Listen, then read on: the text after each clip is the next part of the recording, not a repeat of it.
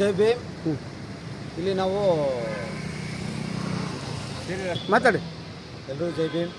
ನಾವು ಇಲ್ಲಿ ಸೇರಿರೋ ಕಾರಣ ಏನಂದರೆ 10ನೇ ಕ್ಲಾಸು ರಾಗಿಗುಡ್ಡ ಸ್ಲಮ್ಮಿಂದ ಓದಿರೋ ಮಕ್ಕಳ ಮೇಲೆ ಆಗಿರೋ ಸುಳ್ಳು ಕೇಸು ಈ ವ್ಯವಸ್ಥೆ ಪರವಾಗಿ ನಾವು ಧ್ವನಿ ಎತ್ತೋದಕ್ಕೆ ಬಂದಿದ್ದೀವಿ.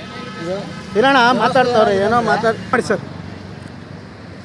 ಸೊ ಇಲ್ಲಿ ನಾವು ಬಂದಿರೋ ಕಾರಣ ಏನಂದರೆ ನಮ್ಮ ಸ್ಲಮ್ಮಲ್ಲಿ ರಾಯಗುಡ ಸ್ಲಮ್ಮಲ್ಲಿ ಓದ್ತಿರೋ ನಮ್ಮ ರಾಯಗುಡ ಸರ್ಕಾರಿ ಶಾಲೆಗಳ ಮಕ್ಕಳ ಮೇಲೆ ಸುಳ್ಳು ಕೇಸು ದಾಖಲೆ ಮಾಡಿ ಸತ್ಯಾಂಶಗಳು ಸತ್ಯಾಂಶನ ತಿಳಿದಲೇ ಅವ್ರನ್ನ ಅರೆಸ್ಟ್ ಮಾಡಿ FIR ಹಾಕಿ ಅವ್ರನ್ನ ಕೋರ್ಟ್ವರೆಗೂ ತಗೊಂಡೋಗಿದ್ದಾರೆ.